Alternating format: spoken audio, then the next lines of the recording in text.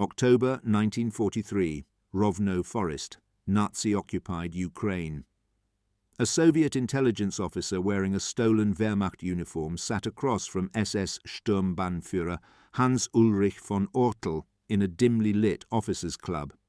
The German was on his third schnapps and growing talkative. "I'm leaving soon," von Ortel slurred, leaning closer. "A special mission. Tehran." The man across from him, NKVD agent Nikolai Kuznetsov, posing as Oberleutnant Paul Siebert, carefully poured another drink. He'd spent 2 years perfecting his German accent, memorizing Wehrmacht regulations, studying every detail that might give him away. Tonight, his patience was about to pay off in ways Moscow could never have anticipated. "Tehran?" Kuznetsov kept his voice casual. "That's quite a journey." Von Ortel's eyes gleamed with alcohol and excitement. "We're going to end this war. Churchill, Stalin, Roosevelt, all 3 meeting in one place, and we're going to kill them." Kuznetsov's blood turned cold, but his hand remained steady as he raised his glass. "To the Führer," he said. "To the Führer," von Ortel echoed. Then he began to talk. What Kuznetsov had stumbled upon that night in October 1943 was perhaps the most audacious assassination plot ever conceived. Codenamed Unternehmen Weitsprung, Operation Long Jump, the plan called for the simultaneous elimination of the 3 most powerful Allied leaders at the first Big Three conference in Tehran, Iran. The stakes could not have been higher. By late 1943, the war had reached a critical inflection point. Germany was reeling from catastrophic defeats at Stalingrad and Kursk. The Red Army was advancing westward, grinding through territory the Wehrmacht had conquered 2 years earlier. In North Africa, Rommel's Afrika Korps had been crushed, Sicily had fallen. Italy, once Nazi Germany's most important ally, had surrendered and arrested Mussolini, though Hitler's commandos had since rescued Il Duce in a daring raid. The Allied leadership understood that victory required unprecedented coordination. Stalin had been demanding a second front in Western Europe for 2 years, watching millions of his citizens die while Churchill and Roosevelt debated strategy from the relative safety of London and Washington. Now, finally, they would meet face to face to hammer out the details of D-Day, discuss the post-war order, and solidify the alliance that would ultimately crush the Third Reich. For Adolf Hitler, trapped in his East Prussian headquarters as the tide of war turned against him, the planned Tehran conference represented both a dire threat and an extraordinary opportunity. If the Big Three succeeded in coordinating their strategy, Germany faced certain defeat. But if all 3 could be eliminated in a single stroke, the consequences of success would have been incalculable. Franklin Roosevelt, at 61 and suffering from cardiovascular disease and polio, had no obvious successor who could match his political acumen. His vice president, Henry Wallace, was considered by many to be too left-leaning and lacked Roosevelt's bipartisan appeal. Winston Churchill, at 69, was the living embodiment of British resistance. His death would have been a devastating blow to Allied morale.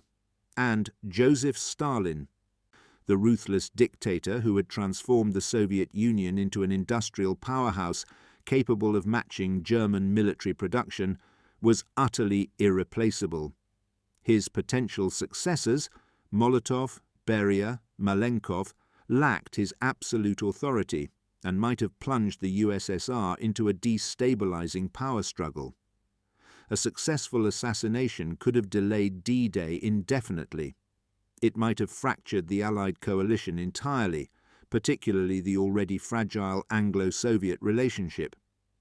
It could have given Germany precious months to consolidate its defensive positions, complete its V-weapon programs, and possibly even develop an atomic weapon before the Allies.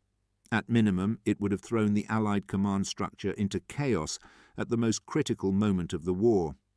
This was why Ernst Kaltenbrunner, the towering scar-faced chief of the Reich Security Main Office, who terrified even Heinrich Himmler, had been given direct control of the operation. This was why Adolf Hitler himself had approved the plan and ordered its immediate execution. And this was why they had chosen Otto Skorzeny, the 6'3" Austrian commando who had just pulled off the seemingly impossible rescue of Mussolini from a mountaintop fortress, to lead the mission. But what Hitler, Kaltenbrunner and Skorzeny didn't know was that Soviet intelligence had already begun unraveling their plot. What they didn't know was that a 19-year-old NKVD agent named Gevorg Vartanian and his team of 7 operatives had already identified 400 German spies in Iran, and what they couldn't have known was that by the time the conference began on November 28, 1943, every aspect of Operation Long Jump would be under Soviet control. This is the story of history's most consequential assassination plot that never happened, and the intelligence war that stopped it. Nikolai Ivanovich Kuznetsov was 32 years old in October 1943, operating under deep cover in one of the most dangerous assignments in Soviet intelligence. Born into a peasant family in the Urals, he had joined the NKVD in the 1930s and spent years perfecting his German language skills. By 1942, he had infiltrated Nazi-occupied Ukraine, disguised as Oberleutnant Paul Siebert, a Ukrainian-born Wehrmacht officer. His cover story was meticulous. He claimed to be from a family of Volksdeutsche, ethnic Germans, who had lived in Ukraine for generations. He had forged identity papers, Wehrmacht service records, and even letters from a fictional family in Germany. He dressed impeccably in his officer's uniform, complete with the Iron Cross Second Class he'd earned on the Eastern Front. Most importantly, he possessed that indefinable quality that separates successful spies from dead ones: absolute confidence in his assumed identity.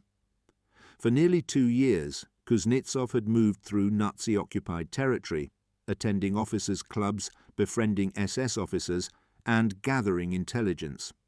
He had already assassinated several high-ranking German officials, including Vice-Governor of Galicia Otto Bauer and Reich Commissioner Alfred Funk.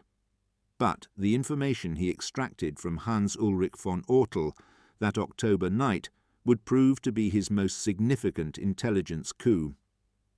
According to the accounts that emerged after the war, von Ortel was known among his SS colleagues for becoming talkative when drinking. Kuznetsov had cultivated his friendship over several weeks, establishing himself as a fellow officer who shared von Ortel's enthusiasm for the Nazi cause. On this particular evening, Kuznetsov kept the schnapps flowing and asked seemingly innocent questions about von Ortel's upcoming deployment. What emerged shocked even a hardened intelligence officer like Kuznetsov. Von Ortel revealed that German intelligence had broken US Navy codes and intercepted communications about a planned conference in Tehran. The Führer himself had approved an operation to assassinate all 3 Allied leaders. An SS team was being trained at a special school in Copenhagen. The operation would involve multiple groups parachuting into Iran, coordinating with existing German spy networks, and striking when the Big Three were together. Von Ortel even promised to introduce Kuznetsov to Otto Skorzeny, the mastermind of the operation, when he arrived in Tehran. The drunken SS officer had no idea he was signing the death warrant for Operation Long Jump. Kuznetsov immediately transmitted an encrypted message to NKVD headquarters in Moscow using a hidden radio. The information was explosive, but it lacked crucial details: exact dates, specific targets, operational plans. Moscow needed more intelligence, and they needed it fast. The message reached Lavrenti Beria, the ruthless head of the NKVD, who immediately briefed Stalin. The Soviet dictator's response was characteristically blunt: "Find out everything, stop them. And don't let the Americans and British know how much we know. They might cancel the conference." Moscow activated its extensive intelligence network in Iran, where Soviet forces had jointly occupied the country with the British since 1941. The southern route through Iran had become a critical supply line for American Lend-Lease material flowing to the Soviet Union. Trucks, tanks, aircraft, food, and raw materials that were helping to sustain the Red Army's counter-offensive. Iran's capital, Tehran, was a nexus of intrigue, with German, British, Soviet, and American agents all operating in the city. The man Moscow turned to was Gevorg Andreevich Vartanian, and he was only 19 years old. Born to Armenian parents in 1924, Vartanian had grown up in Tehran, where his father, also a Soviet intelligence agent, worked under diplomatic cover as a wealthy merchant. Young Gevorg had been recruited into the NKVD at age 16, given the code name Amir, and spent the next 3 years building a network of agents among Tehran's Soviet expatriate community. His youth was an asset. Nobody suspected the teenager on a bicycle of being one of Moscow's most effective operatives. By 1941, Vartanian's team, which included his teenage sweetheart Goa Levonovan, codename Anita, whom he would eventually marry, had identified over 400 German agents operating in Iran. Soviet forces had arrested them all, systematically dismantling the Abwehr network that Nazi Germany had spent years building. But intelligence reports suggested that remnants of the German spy apparatus remained active, and new agents were being infiltrated. When the warning about Operation Long Jump reached Tehran, Vartanian and his team went to work. They expanded their surveillance network, recruited new informants, and began watching every port, airfield, and remote landing strip within 200 kilometers of Tehran. They monitored radio frequencies, intercepted mail, and cultivated sources within the city's German sympathizing population. On November 21, 1943, German radio broadcast an announcement about the upcoming Big Three meeting in Tehran. It was partially a psychological warfare tactic, let the Allies know that Germany knew about their plans, but it also served as a signal to German operatives in Iran. The hunt was on. Vartanian's breakthrough came when one of his agents reported unusual activity near the town of Qum, about 60 kilometers south of Tehran. A local farmer had seen parachutes descending at night. Camel tracks led northeast toward the capital. Vartanian mobilized his team immediately. They found the parachute landing zone, discovered cached equipment, and began following the trail. What they found was exactly what Moscow had been expecting: an advanced team of 6 German radio operators establishing a communications hub for the operation. The Germans, traveling by camel and loaded with weapons and radio equipment, arrived in Tehran and made contact with the existing Abwehr network. A villa had been prepared for them, equipped with a hidden radio antenna capable of reaching Berlin. The operatives believed their communications were secure. They were wrong. Soviet signals intelligence had been listening from the beginning. To understand Operation Long Jump, one must first understand Otto Skorzeny, the man Adolf Hitler called the most dangerous man in Europe. Born in Vienna in 1908, Skorzeny stood 6 feet 3 inches tall and bore a prominent dueling scar on his left cheek, a Schmiss earned during his university days. He had joined the Austrian Nazi Party in 1932 and the SS in 1933, rising through the ranks on a combination of physical courage, tactical brilliance, and absolute ruthlessness. By 1943, at age 35, he commanded the Waffen-SS Special Operations Unit Sonderverband Zimbabwe Friedenthal. Skorzeny had burst onto the world stage in September 1943 with Operation Oak, the daring rescue of Benito Mussolini from a mountain hotel in Italy where he was being held prisoner after his overthrow.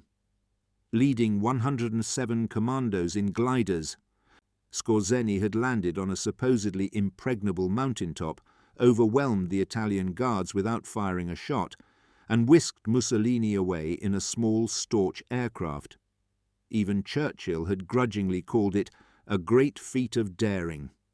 It was this success that made Skorzeny the obvious choice for Operation Long Jump. Ernst Kaltenbrunner, who had replaced the assassinated Reinhard Heydrich as chief of the RSHA in January 1943, recommended Skorzeny personally. Adolf Hitler approved immediately. The plan was audacious in scale. According to Soviet intelligence reports, it involved multiple phases. Phase 1.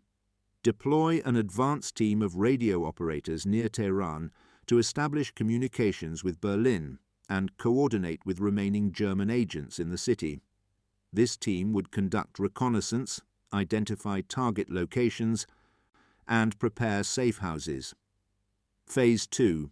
Insert additional operatives, possibly as many as 60 personnel in multiple groups, via parachute drops near Kum and Kazvin. These teams would bring heavy weapons, explosives, and specialized assassination equipment. Phase 3. Skorzeny himself would lead the main assault team. The exact method was unclear, but options apparently included: planted explosives at the Soviet embassy, where the conference would be held, sniper attacks during motorcade movements, direct assault by disguised operatives, or poisoning of food and water supplies. Phase 4. After the assassinations, the teams would exfiltrate overland to German-controlled territory, or via submarine from the Persian Gulf. Some accounts suggest suicide missions were also considered if extraction proved impossible. The operation required extraordinary coordination. The Abwehr, German military intelligence, and SD, SS intelligence service, had to work together despite their bureaucratic rivalry. The Luftwaffe had to provide transport aircraft capable of reaching Iran, a round trip of over 5,000 kilometers from German-held territory. Escape routes had to be planned through hostile territory, and somehow, despite Tehran being occupied by Soviet and British forces, the teams had to infiltrate, reconnoiter, and strike without being detected. The operation also involved another German intelligence asset, Eliezer Basner, codenamed Cicero, a spy working as valet to the British ambassador in Ankara, Turkey. Basner had access to classified documents and was providing high-grade intelligence to the SD. According to some accounts, Cicero provided information about Allied security arrangements for the Tehran conference, though the extent of his contribution remains disputed. German intelligence had learned the conference location and approximate dates through multiple sources. The primary breakthrough came from intercepted US Navy communications. German cryptanalysts working in the B-Dienst, Observation Service, Cryptanalysis Division, had made significant progress against some American naval codes, though they never achieved the comprehensive breaks they made against British naval codes earlier in the war. Once Berlin knew that Tehran would host the Big Three in late November 1943, planning accelerated. The operation received the codename Unternehmen Weitsprung, Operation Long Jump, and was classified at the highest level of secrecy. Only a small circle of Nazi leaders knew the full details: Hitler, Himmler, Kaltenbrunner, Schellenberg, and Skorzeny. But there was a fundamental problem with Operation Long Jump, one that Skorzeny himself apparently recognized. It was extraordinarily difficult to execute successfully. Years later, in his memoirs, Skorzeny would claim that he told Hitler the operation was unworkable, and that the Führer agreed with his assessment. Long Jump, Skorzeny wrote, has really only existed in the imagination of a bunch of less than truth-loving hacks. He denied that the operation ever progressed beyond preliminary planning, insisted that the SS officer von Ortel, whom Kuznetsov supposedly met, simply never existed, and suggested that the entire affair was Soviet propaganda designed to make Stalin look vigilant and to justify keeping Roosevelt in the Soviet embassy compound during the conference. Western historians remain divided on this question. Some point out that no German documentation of Operation Long Jump has ever been found in captured Nazi archives, despite the vast quantities of material seized by the Allies. Others note that special operations of this sensitivity might not have generated extensive paper trails, especially if Hitler wanted deniability. Still others suggest that early planning may have occurred before German intelligence determined the security around the conference would be too tight to penetrate. What's undeniable is that Soviet intelligence took the threat seriously enough to mobilize extensive resources to counter it. Either the plot was real and the Soviets stopped it, or the Soviets believed the plot was real based on intelligence that seemed credible at the time, or, as some conspiracy-minded historians suggest, the Soviets fabricated or exaggerated the plot for their own purposes. The truth, as is so often the case with intelligence operations, likely lies somewhere in the murky middle ground. German intelligence certainly monitored the Tehran conference, almost certainly inserted agents into Iran to gather information, and quite possibly developed contingency plans for disrupting or attacking the conference if an opportunity arose. Whether this constituted a full-scale assassination operation personally approved by Hitler and led by Skorzeny, or merely preliminary reconnaissance that never advanced beyond the planning stage, remains genuinely uncertain. But in October and November 1943, Soviet intelligence didn't have the luxury of historical perspective. They had a credible human intelligence report from a proven agent, signals intelligence suggesting German infiltration, and the knowledge that the three most important Allied leaders would soon be gathered in one place. They had to act on the assumption that Operation Long Jump was real. The 6 German radio operators that Gevorg Vartanian's team tailed to Tehran in late October 1943 believed they were conducting a clandestine operation. In reality, they were under Soviet surveillance from the moment they landed near Qum. Soviet signals intelligence operators had set up listening posts around Tehran specifically to intercept German radio traffic. When the villa's hidden antenna began transmitting, Soviet equipment immediately locked onto the frequency. The transmissions were encrypted, but Soviet cryptanalysts had made significant progress against some German codes, and even encrypted messages revealed valuable information through traffic analysis: who was transmitting, how often, the length of messages, and patterns in transmission schedules. What the decrypted messages revealed was alarming. The advance team was preparing for a second wave of operatives.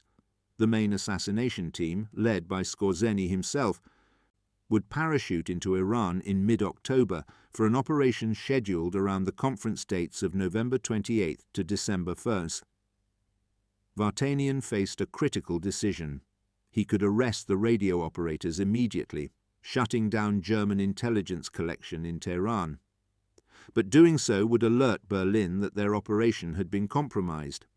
The Germans would likely abort, and Moscow would never know the full scope of the plan, or whether additional sleeper agents remained undetected. Instead, Vartanian chose a classic counterintelligence gambit, the double-cross operation. He continued surveillance on the villa, mapping the comings and goings of every person who made contact. He identified members of the remaining German spy network, and he waited for exactly the right moment to strike. That moment came in mid-November. Shortly after the conference dates were publicly confirmed, Soviet forces, working with British intelligence, though the extent of Anglo-Soviet cooperation on this operation remains unclear, raided the villa simultaneously with arrests at several other locations across Tehran. The 6 radio operators were taken into custody without incident. Under interrogation, methods of which can be left to imagination given NKVD practices, they confirmed the existence of Operation Long Jump and provided additional details about the planned second wave. More importantly, they agreed to continue transmitting to Berlin under Soviet control. The radio game, using captured enemy agents to send deceptive messages to their handlers, is one of the oldest tricks in counterintelligence. The British had perfected it during World War II with their double-cross system, turning dozens of German spies and using them to feed false information to the Abwehr. Now the Soviets were employing the same technique. The controlled radio operators sent carefully crafted messages back to Berlin. They reported that the villa was secure, reconnaissance was proceeding, and everything was ready for the arrival of Skorzeny's team. But they also included a subtle warning, a pre-arranged signal indicating that they were under surveillance or had been compromised. Different accounts describe this signal differently. Some sources suggest it was a simple code word embedded in routine traffic. Others claim it was a deliberate error in transmission protocols that alert handlers would recognize. Still others maintain that one of the operators managed to include a warning during a genuine transmission before being forced to send Soviet-controlled messages. Whatever the method, Berlin received the warning. According to Soviet accounts, intercepts revealed that the second wave operation was postponed again, then finally cancelled. Skorzeny never came to Tehran. The main assault team never departed from its training facility in Copenhagen. But the Soviet operation didn't end with the radio game. Stalin, ever paranoid and thorough, ordered a comprehensive security sweep of Tehran. More than 3,000 NKVD security troops flooded into the city. Every hotel was inspected. Every embassy building was searched for bombs or listening devices. Known German sympathizers were arrested or placed under house arrest. Additional agent networks were rolled up. Soviet intelligence also claimed to have identified Skorzeny himself during a reconnaissance visit to Tehran, though this is one of the more disputed elements of the story. If Skorzeny did visit Tehran personally, which he vehemently denied, he somehow managed to conduct surveillance while being simultaneously surveilled by Vartanian's team without realizing it. Between November 22nd and 27, just days before the conference opened, Soviet and British forces arrested multiple groups of suspected German agents. According to varying accounts, these included 6 groups of parachutists under command of Rudolf von Holten-Pflug, dropped near Kum, 8 groups, approximately 60 personnel, under command of Vladimir Shkvarev, dropped near Kazvin, various individual agents and sleeper cells in Tehran itself, members of German sympathizing tribal groups in the mountains south of Tehran. The historical record becomes murky regarding these additional arrests. Some sources describe mass roundups of German operatives. Others suggest that Soviet authorities arrested many innocent people along with genuine German agents, unable or unwilling to distinguish between them during the security panic. Still others question whether all these additional arrests actually occurred or whether they were inflated in post-war Soviet accounts to magnify the NKVD's success. What's certain is that, by November 28th, when Roosevelt, Churchill and Stalin gathered for the first time at the Soviet embassy in Tehran, the security around them was extraordinarily tight. Soviet NKVD troops controlled the entire compound. British and American security personnel supplemented the Soviet forces. Every entrance was guarded. Every visitor was searched. Armed sentries patrolled the perimeter. President Roosevelt initially insisted on staying at the American embassy on the opposite side of Tehran, a decision that concerned Soviet security personnel. A motorcade traveling through city streets would be vulnerable to ambush, snipers, or improvised explosives. Stalin personally warned Roosevelt about the assassination threat, describing the intelligence that Soviet agents had gathered about German infiltration. Skeptical but cautious, Roosevelt agreed to move to guest quarters within the Soviet embassy compound on November 28th. This decision remains controversial among historians. American and British intelligence officers, including Britain's chief spy master in Tehran, Joe Spencer, were deeply skeptical of the Soviet warnings. They suspected Stalin of manufacturing or exaggerating the threat to get Roosevelt into bugged Soviet facilities where NKVD eavesdroppers could monitor private conversations. Years later, Britain's Joint Intelligence Committee concluded that Operation Long Jump was complete baloney, Soviet disinformation designed to manipulate Allied security arrangements and gather intelligence on American and British decision-making. Churchill himself, however, believed the threat was real and praised Soviet vigilance in his memoirs.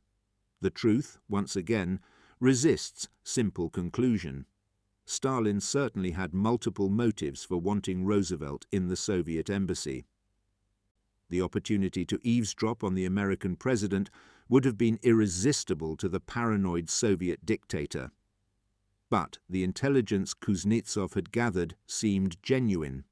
The German radio operators Vartanian had arrested were real, and the pattern of German infiltration attempts around the conference states appears in multiple independent sources.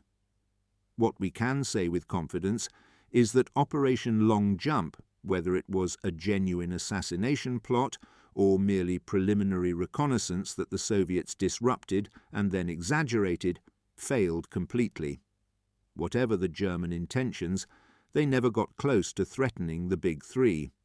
The Tehran conference opened on November 28, 1943, at 4 p.m. in the Soviet embassy compound. The Big Three met for the first time, and the differences between them were immediately apparent. Franklin Roosevelt, at 61, was physically diminished by polio and cardiovascular disease, but remained mentally sharp and politically astute. He arrived in a wheelchair, having travelled 7,000 miles to attend. Winston Churchill, 69, was the elder statesman, corpulent and cigar-chomping, full of historical references and rhetorical flourishes. Joseph Stalin, 64, was the enigma, the ruthless former seminary student turned dictator, surprisingly short in stature, but radiating cold, calculating authority. Despite Stalin's warnings about assassination threats, the conference proceeded with remarkable informality. Roosevelt and Churchill were photographed travelling through Tehran in open jeeps. Stalin walked the grounds of the embassy without excessive security. Birthday celebrations were held for Churchill on November 30th, he turned 69, with an elaborate banquet. The security concerns did not prevent the leaders from accomplishing their primary objectives. Over 4 days of meetings, with military advisers present for technical discussions, they made the critical decisions that would shape the final 18 months of the war. 1. Operation Overlord, the cross-channel invasion of France, was scheduled for May 1944. Churchill's alternative proposals for expanded Mediterranean operations were firmly rejected. Roosevelt and Stalin were united. The second front would open in northwestern France, period. 2. Soviet participation in the Pacific War was confirmed. Stalin committed to declaring war on Japan within 3 months of Germany's defeat, a promise he would keep in August 1945. 3. Post-war spheres of influence were discussed, though not formalized. Poland's borders were debated. The future of Germany was considered, including Stalin's half-serious suggestion to execute 50,000 German officers to prevent future wars. 4. The United Nations organization was discussed in preliminary form, laying groundwork for conferences in 1945 that would establish the international body. On December 1, 1943, the Big Three signed the Tehran Declaration, committing their nations to work together both during the war and in subsequent peacetime. They posed for photographs, Stalin in his military uniform, Roosevelt and Churchill in civilian clothes. The conference concluded successfully. Roosevelt returned to Washington and, in a press briefing, made oblique reference to the assassination plot. In a place like Tehran, there are hundreds of German spies, probably, all around the place, he told reporters. I suppose it would make a pretty good haul if they could get all three of us going through the streets. But he provided no details, and American media gave the story minimal coverage. Meanwhile, Nikolai Kuznetsov, the spy whose drunken conversation with von Ortel had sparked the entire counterintelligence operation, continued his dangerous work in Nazi-occupied Ukraine. On March 9, 1944, he was killed in a firefight with Ukrainian nationalist partisans near the city of Brody. According to official Soviet accounts, he was ambushed while dressed in his German uniform. According to Ukrainian partisan accounts, he was detained while attempting to pass through their territory and blew himself up with a grenade rather than be captured. Kuznetsov was posthumously awarded the title Hero of the Soviet Union. But his full intelligence file remained classified, not scheduled for release until 2025. Whatever secrets he carried to his grave remained buried for more than 8 decades. Otto Skorzeny survived the war and became one of the most controversial figures of the post-war period. He was tried by the Dachau Military Tribunal for war crimes related to Operation Grief, in which German soldiers wore American uniforms during the Battle of the Bulge, but was acquitted after British SOE officers testified that Allies had used similar deception tactics. After his release, Skorzeny lived in Spain, where he worked as an arms dealer and security consultant. He was allegedly recruited by the Mossad to assassinate German rocket scientists working for Egypt's ballistic missile program, an irony that the Nazi commando would later work for Israeli intelligence. Skorzeny died in Madrid in 1975 at age 67, never having publicly admitted that Operation Long Jump was anything more than Soviet fantasy. Ernst Kaltenbrunner did not escape justice. Arrested by American forces in May 1945, he was tried at Nuremberg as a major war criminal. Prosecutors presented overwhelming evidence of his role in the Holocaust, the murder of prisoners of war, and countless other atrocities committed under his authority as RSHA chief. His defense attorney tried to argue that Kaltenbrunner's position was only theoretical and that Himmler bore sole responsibility. The tribunal wasn't convinced. Kaltenbrunner was found guilty on counts of war crimes and crimes against humanity. On October 16, 1946, he was hanged at Nuremberg prison, the highest-ranking SS officer to be executed after the war.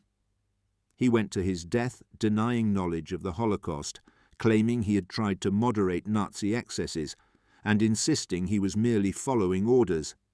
His last words before the hood was placed over his head were, "I have loved my German people and my fatherland with a warm heart. I have done my duty by the laws of my people." Operation Long Jump, if it existed as more than preliminary reconnaissance, died with him. No German documentation of the operation was ever found in the massive archives captured by Allied forces. This absence of evidence has led skeptical historians to conclude that the entire affair was Soviet disinformation or exaggeration of a minor intelligence operation. But for Gevorg Vartanian, the youngest major player in this shadowy drama, Operation Long Jump was the defining achievement of a remarkable intelligence career. After the war, he married Gor Levonovan, his partner in the Tehran operation. The couple worked together for Soviet intelligence for another 4 decades, serving in more than 80 countries, conducting operations that remained classified even after the Cold War ended. Vartanian's identity as the man who stopped Operation Long Jump was kept secret until the year 2000, when Russian intelligence finally acknowledged his role. In 2007, at age 83, he met with Celia Sandys, Winston Churchill's granddaughter, who thanked him personally for his service to the Allied cause. In 2012, Prime Minister Vladimir Putin, himself a former KGB officer, attended Vartanian's funeral in Moscow paying respects to a legend of Soviet intelligence. Vartanian died believing he had saved the Big Three from assassination, and perhaps changed the course of world history. Whether he actually did so, or whether he disrupted a German reconnaissance mission that Soviet propaganda later inflated into an assassination plot, may never be conclusively determined. November 29, 1943. The Tehran conference enters its second day. In a conference room within the Soviet embassy compound, the three most powerful men in the world are locked in intense negotiations about the future of civilization itself. Outside, concealed Soviet security personnel scan the perimeter. NKVD sharpshooters occupy rooftop positions. British and American guards supplement the Soviet forces. Every person who approaches the embassy is checked, double-checked, and escorted under continuous observation. Somewhere in Tehran, if Soviet intelligence reports are accurate, German operatives who parachuted into Iran weeks earlier are desperately trying to determine what went wrong. Their radio contact with the advance team has been cut off. Their local agents are disappearing. Soviet security forces seem to know their every move before they make it. In Berlin, Ernst Kaltenbrunner receives another radio transmission from Tehran. The signal is embedded in routine weather reports and commercial traffic, designed to avoid detection. The message is brief: abort, compromised, exfiltrating. Kaltenbrunner summons Walter Schellenberg, Chief of SD Foreign Intelligence. They review the situation. The advance team has gone dark, either captured or killed. Signals intelligence suggests Soviet forces have arrested dozens of agents.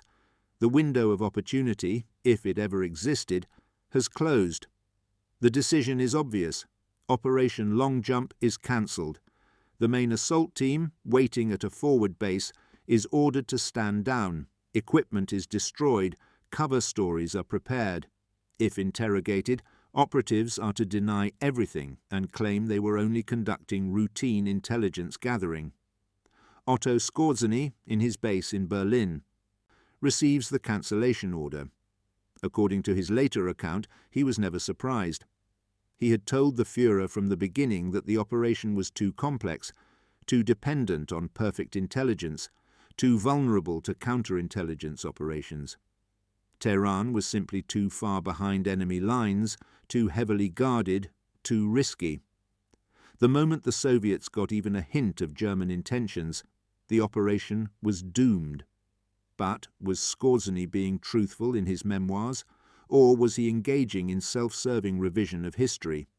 Did he really counsel Hitler against the operation, or did he plan it enthusiastically, only to claim post-war that he never believed it would work? These questions remain unanswered. What's documented is that on November 30th, Churchill's 69th birthday, an elaborate celebration was held at the Soviet embassy. Stalin personally presented Churchill with the Sword of Stalingrad, a magnificent ceremonial weapon commissioned by King George VI as a gift to the citizens of Stalingrad to commemorate their heroic defense of the city. As Stalin handed over the sword, he took it with both hands and kissed the scabbard in a moment of uncharacteristic emotion. But, in his grip, the sword slid from its sheath and clattered to the floor. Stalin quickly recovered, handing it to Marshal Kliment Voroshilov, and the moment passed. But those who witnessed it wondered, was the slip merely an accident, or did Stalin's hands tremble slightly with the thought of how close they had all come to death? At the birthday banquet, Stalin proposed a toast that would become infamous. To the deaths of 50,000 German officers. That's the only way to ensure Germany can never start another war. Roosevelt, trying to lighten the mood, joked, "Perhaps 49,000 would be enough?" Churchill was not amused. He stood up from the table and stalked into an adjoining room, furious at what he considered Stalin's barbaric bloodthirst. Only after Stalin and Molotov followed him and assured him the toast was partly in jest did Churchill return to the table. The birthday celebration ended with much vodka consumed and many speeches given, and throughout it all, Soviet security forces maintained their vigilance, watching for threats that might or might not still exist. On December 1st, the conference concluded. The Big Three signed their joint declaration and departed Tehran, Roosevelt to Cairo, and eventually Washington, Churchill to Cairo, and then London, Stalin by train back to Moscow. All three would survive to see the end of the war. All three would play crucial roles in shaping the post-war world order, and all three remained unaware of how much danger they might, or might not, have faced in Tehran. Years later, historians would debate Operation Long Jump endlessly. Soviet historians insisted it was a genuine Nazi assassination plot, foiled by brilliant counterintelligence work. Western historians questioned whether it ever progressed beyond preliminary planning. Conspiracy theorists suggested the entire affair was Soviet disinformation. German veterans, including Skorzeny, denied it ever existed. But in Tehran in November 1943, none of these debates mattered. What mattered was that German intelligence had been outmaneuvered, that Soviet counterintelligence had controlled the battlefield, and that the three men who would ultimately defeat Nazi Germany left Iran alive. In the 8 decades since the Tehran Conference, Operation Long Jump has evolved from classified intelligence operation to historical controversy to cultural phenomenon. Soviet Russia promoted it extensively, producing the 1981 film Tehran 43, starring French actor Alain Delon. Multiple books have examined it. Russian President Vladimir Putin, himself a former KGB officer, has cited it as an example of Soviet intelligence brilliance. Western historians remain divided. Those who believe the operation was real point to Kuznetsov's intelligence report, Vartanian's arrests of German radio operators, and the pattern of German infiltration attempts around the conference. Skeptics note the absence of German documentation, Skorzeny's denials, and the convenient way the plot served Soviet propaganda purposes. Perhaps the most balanced assessment comes from British historian John Erickson, who devoted 4 pages to Operation Long Jump in his comprehensive history of the Eastern Front. Erickson concluded that German intelligence certainly monitored the Tehran Conference and may have developed contingency plans for disrupting it, but whether this constituted a full-scale assassination operation personally approved by Hitler remains genuinely uncertain. What's undeniable is the human element. Nikolai Kuznetsov risked his life every day operating under deep cover in Nazi-occupied territory. Gevorg Vartanian, barely out of his teens, commanded a successful counterintelligence operation against a sophisticated enemy. Both paid prices for their service. Kuznetsov with his life in 1944, Vartanian with decades of secrecy about his greatest achievement. The intelligence war was real, even if scholars debate whether the assassination plot was. German agents did infiltrate Iran. Soviet counterintelligence did arrest them, and the security measures taken at Tehran did prevent any German operation, whether reconnaissance or assassination, from succeeding. Operation Long Jump stands as a reminder of the shadowy world of intelligence operations, where truth and deception blur together, where patriotic service can never be fully acknowledged, and where the men and women who shape history often do so from the shadows, their greatest victories known only to a handful of colleagues and superiors. Whether they stopped the assassination of the century or disrupted a minor German intelligence operation hardly matters to their legacy. They served their nations with courage, skill, and dedication. And in Tehran in November 1943, they helped ensure that the Allied leadership survived to finish the job of defeating Nazi Germany. History was made, or perhaps preserved, by invisible hands,